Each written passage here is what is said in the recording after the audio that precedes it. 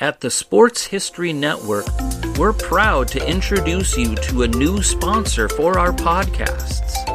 It's Home Field Apparel, your premium collegiate apparel brand right out of Indianapolis. They've got incredibly comfortable t-shirts, plus they're officially licensed with vintage college designs. They have over 150 plus colleges available now and always adding more.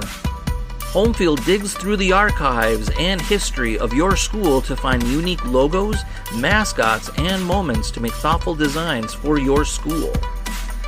When you shop today, new customers can get a 15% discount off their first purchase using the promo code SPORTSHISTORY at checkout. You can learn more at homefieldapparel.com. Now it's time to take a sports break, a look at sports history on a daily basis.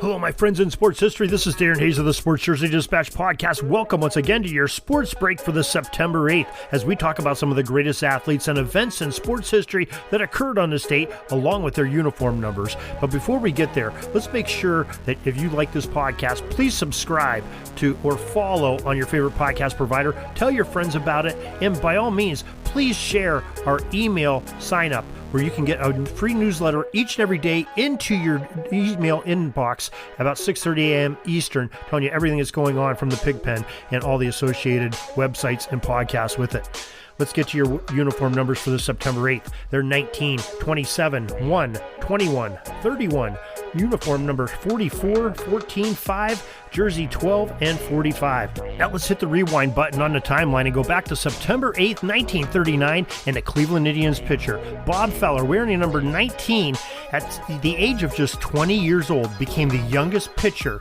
to win 20 games in the MLB. Quite a feat in itself. September 8th, 1943, the New York Giants baseball pitcher, Ace Adams, number 27 on the club, set a record by working his 62nd game of the season from the mound. That's quite a lot of work there, too, for a pitcher. September 8th, 1954. Talk about working a pitcher. Well, with a 3-2 count, the Philadelphia Phillies slugger Richie Ashburn, who wore number 1 that season, fouled off the next 14 pitches, then eventually earned a walk to get on base. That is working a count. September 8th, 1958, Pittsburgh Pirates' Roberto Clemente, number 21, tied a modern-day record when he recorded 3 triples in a single game played that day in 1958.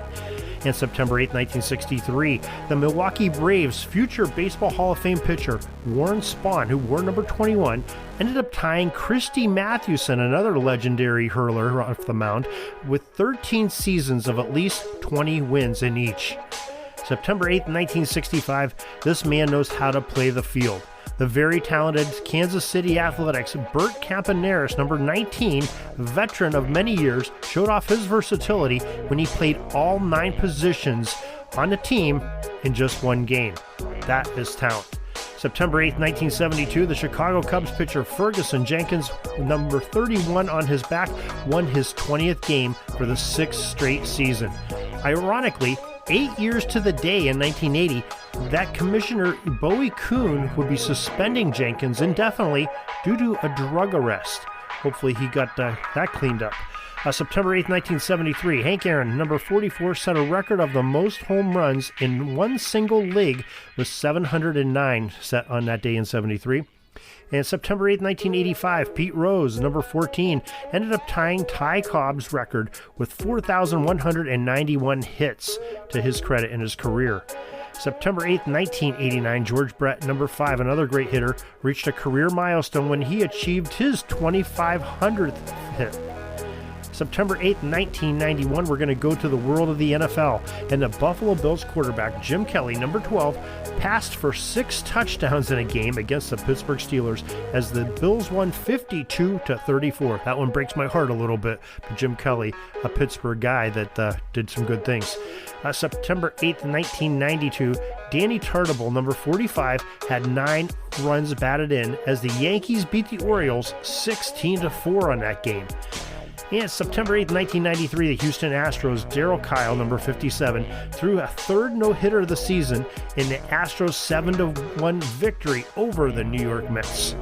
Now, football again, September 8th, 2002. Rookie quarterback David Carr, with all kinds of promise, wearing a number 8 on his jersey, threw for 2 touchdowns as the Houston Texans beat the Dallas Cowboys 19-10 to become only the second expansion team to win their inaugural game.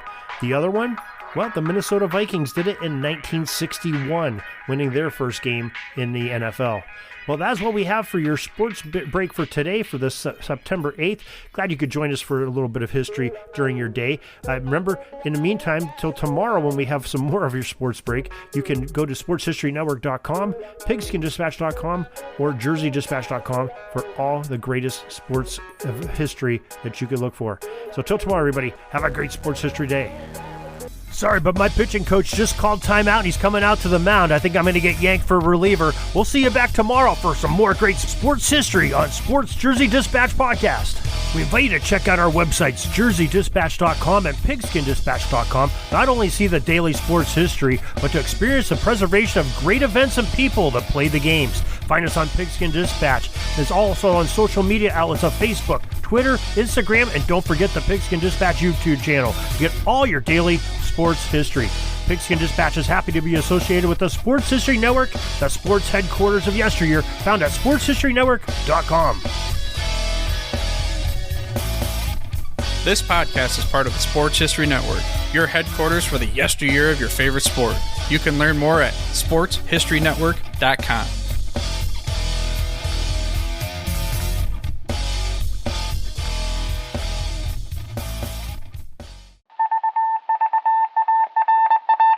It was just another ordinary day in the offices of the Pittsburgh Guardian newspaper circa 1924. But for Marla Delft, assistant editor, everything was about to change. For she was about to discover the awesome attractiveness of Row 1 brand retro sports paraphernalia items thanks to Orville Mulligan, sports writer. And there it is. Wow, Orville, that's really the bee's knees. Isn't it just? A poster-sized replica of the actual 1909 World Series program cover. I can see that. But where did you get it? And where'd you get it framed? I ordered it from the Row 1 website, where over 6,000 items of sports memorabilia from the 1880s to the 1990s are available for reproduction, in multiple sizes and in several different materials, with over a dozen styles of frame to choose from for prints like this. Well, I'm sure Mr. Delft would love to put up more of these in the office. But I'm equally as sure they're beyond this newspaper's budget.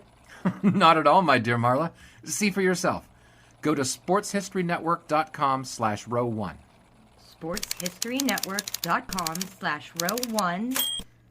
Oh my, these are good prices. Oh, and look at this stuff. Oklahoma-Nebraska football, college basketball art, Michael Jordan items. And so retro it was that sports Marla Delft advertisement discovered the placards. splendiferous magic of Row 1 sports memorabilia, arts, and prints. You can too by visiting sportshistorynetwork.com/row1. That's ROW1 today for access to the full Row 1 catalog of gallery prints and gifts like t-shirts, long-sleeve shirts, telephone cases, coffee mugs, blankets, pillows, towels, and even shower curtains. Act today for 15% discount off all prints with coupon code SHN15 and 20% off all other items with coupon code SHN20 at checkout. And keep your dial locked to the Sports History Network for the exciting chronicles of the 1920 sports world in Orville Mulligan, sports writer. Coming soon.